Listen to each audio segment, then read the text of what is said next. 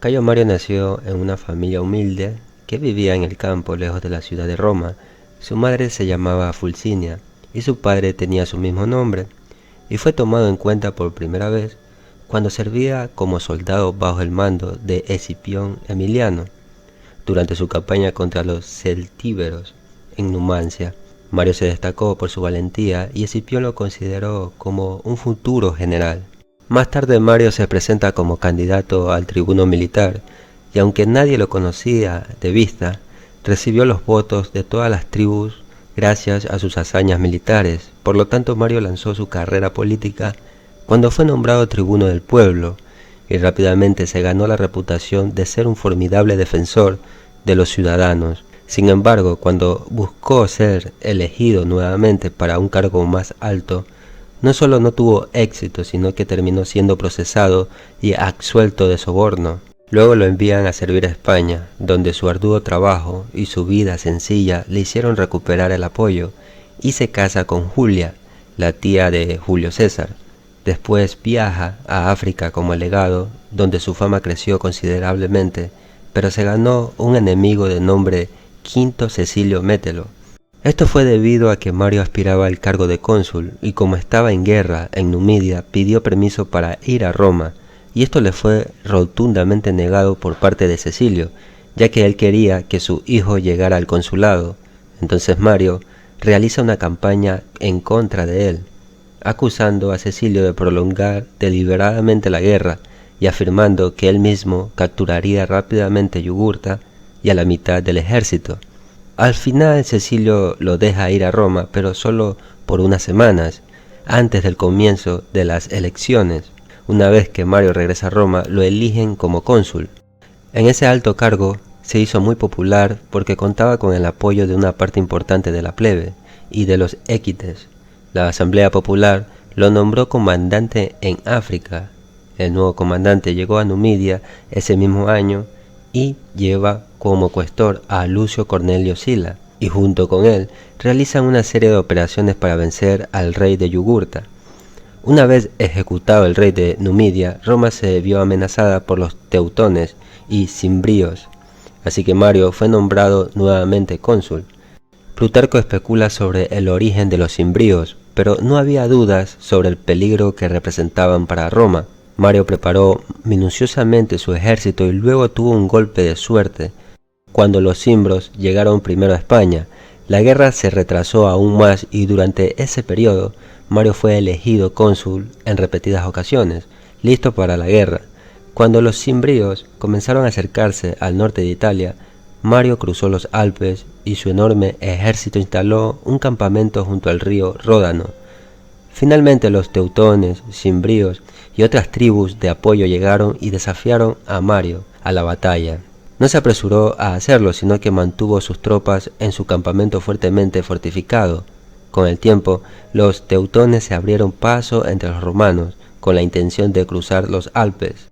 El primer contacto real de los romanos con su enemigo se produjo allí y sin querer queriendo, como dijo el Chavo, ya que cuando ambos bandos intentaban sacar agua de un río, los romanos aprovecharon la oportunidad para masacrar a los ambrones, cuya sangre enrojeció el río. Después de eso, los bárbaros reunieron sus fuerzas y se prepararon para luchar, pero Mario les tendió una emboscada junto a 3000 legionarios al mando de Claudio Marcelo. Como resultado, la tribu teutona fue prácticamente aniquilada. Luego llega la noticia de que su colega no le había ido tan bien contra los cimbríos, que ahora habían seguido adelante y estaban devastando el campo. Mario fue convocado de regreso a Roma, donde se negó a celebrar un triunfo mientras la guerra aún continuaba. En ese momento Mario modificó el diseño de la jabalina romana, utilizando un pasador de madera para asegurar su eje. Esto alteró su rendimiento cuando golpeó un escudo enemigo y supuso una mejora significativa. Luego el rey de los cimbríos reta a Mario a fijar un día y un lugar para que sus ejércitos se reunieran, y Mario rompió la tradición romana diciéndoles que lo harían en 3 días en la llanura de Vercellae, lo que permitiría a la caballería romana avanzar de manera efectiva. Mario y Catulo llevaron allí sus ejércitos y comenzó la batalla. El día era caluroso y soleado, pero los romanos estaban mejor acostumbrados a las condiciones y bien entrenados por Mario. Así que obtuvieron la victoria, atribuida a Mario, pero él insistió en celebrar su triunfo junto con Catulo. Plutarco cree que se le ofreció a Mario celebrar esta ceremonia en solitario, pero se negó, probablemente para evitar una rebelión por parte de los soldados de Quinto Lutacio Catulo. Quizá en realidad Mario seguía considerando a Catulo como su aliado y no quería dar a los nobilitas nuevos motivos de antipatía. Sin embargo, toda la fama fue para Mario, quien alcanzó la cima de su popularidad y fue reconocido como el salvador de la patria y el tercer fundador de Roma, y se le hacían libaciones en las comidas junto con la de los dioses. Ahí aparecen las reformas de Mario que estaban relacionadas con el entrenamiento militar, organización táctica, jerarquía interna, salario y duración del servicio militar. Una innovación importante fue que al reclutar a los pobres, Mario les prometió tierras al final de su periodo de servicio. Posteriormente estos compromisos se convirtieron en una práctica establecida y adquirieron importancia para la historia política de la República. Mario estaba decidido a disfrutar un sexto periodo como cónsul, pero se hizo odiado cuando se alió con Saturnino para asesinar a sus rivales y engañar. Luego pasó algún tiempo en Capadocia y Galacia, donde trató de incitar a los reyes de Asia con la esperanza de que lo llamaran a Roma para liderar su ejército contra ellos, porque Mario reconoció que estaba en sus mejores momentos al frente de un ejército y en sus peores momentos cuando intentaba involucrarse en la política interna. Cuando llegó la guerra contra los pueblos italianos, Mario vaciló y tardó en atacar, tal vez porque estaba envejecido, y fue nombrado procónsul al mando de las fuerzas romanas, quienes a continuación tuvieron que hacer frente al rey del Ponto. Esto puso a Mario y a Sila en conflicto directo. Mario fue perseguido por tierra y por agua y varias veces abandonado por aquellos en quienes él confiaba para escapar. Mientras tanto, la posición de Sila en Roma no era demasiado fuerte, debido a que se vio en la obligación de retirar sus tropas de la ciudad, y en las elecciones que siguieron. El sobrino de Mario, Marco Mario Gratidiano, fue elegido tribuno de la plebe. Los cónsules se convirtieron en personas no afiliadas a ningún bando del conflicto. Sila, quien había sido juzgado, se fue a Grecia a luchar contra Mitridates, y en su ausencia la situación política se volvió aún más inestable. La situación en Roma se había deteriorado hasta llegar a la Primera Guerra Civil, con Sila librando una guerra contra Mitridates y Octavio y Cinna, peleando entre sí por el consulado. Mario reunió una fuerza de 1000 jinetes y zarpó hacia Italia. Allí se ofreció a unir fuerzas con Cinna, quien lo había nombrado procónsul. De esta manera se apoderó del puerto de Ostia y partió hacia Roma. El Senado invitó a Cinna y a Mario a entrar en la ciudad, tras lo cual se produjo un derramamiento de sangre generalizado cuando pisotearon su autoridad y asesinaron a muchos de sus enemigos. Mario incluso atacó a Catulo, su antiguo colega, contra los cimbríos en la llanura de Vercellae, lo que llevó al antiguo general al suicidio. Después llegó a Roma la noticia de que Sila finalmente había derrotado al rey del Ponto y que estaba de camino hacia Roma. Mario era demasiado viejo y estaba demasiado cansado para enfrentarse a otro enemigo. Se dedicó a la bebida en los últimos días y murió 17 días después de haber sido nombrado cónsul por séptima vez. La ciudad de Roma se regocijó con la esperanza de que su tiranía y su derramamiento de sangre finalmente habían culminado. Cuando Sila invadió Roma, hizo que la tumba de Mario fuera saqueada y que sus restos fueran arrojados a un río.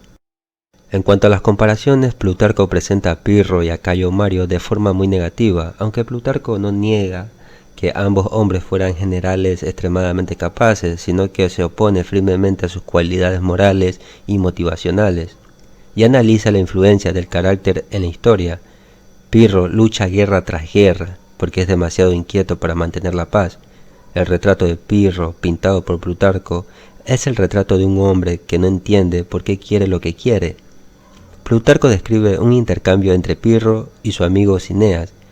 Cineas presiona a Pirro sobre sus planes de conquistar Italia, Sicilia y Macedonia, y finalmente le pregunta qué piensa hacer una vez que haya completado sus conquistas.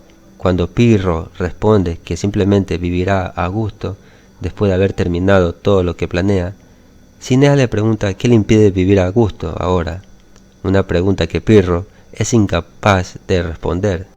Mario, de manera similar, busca el poder y la gloria por sí mismo. No es un verdadero patriota, al menos no como lo describe Plutarco.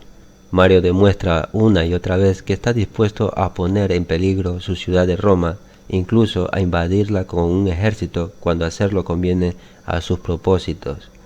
Al igual que Pirro, Mario es un general excelente, pero un líder problemático. De hecho, la carrera de Mario demuestra que las cualidades que hacen de un buen general no siempre se trasladan a la política, ya que su pasión por la distinción lo vuelve excesivamente complaciente, mientras que esa presencia de ánimo intrépida que siempre mostró en la batalla contra el enemigo lo abandonó cuando tuvo que dirigirse al pueblo. Los talentos naturales de Pirro y Mario también se ven sofocados por su falta de introspección. Al final de la biografía de Mario, Plutarco compara la muerte de Mario con la de varios filósofos notables. En sus lechos de muerte, hombres sabios como Platón y Antípatro de Tarso se han esforzado por estar agradecidos por la felicidad y la fortuna que disfrutaron a lo largo de sus vidas, pero Mario, por otro lado, lamentaba que iba a morir sin lograr todo lo que quería. A pesar de que había vivido 70 años y era el primer hombre que jamás fue elegido cónsul 7 veces y tenía establecimiento y riqueza suficiente para muchos reyes, finalmente Pirro y Mario actuaron así como cuentos de advertencia para los lectores de Plutarco. Si uno no sabe lo que quiere y por qué lo quiere, nada será suficiente.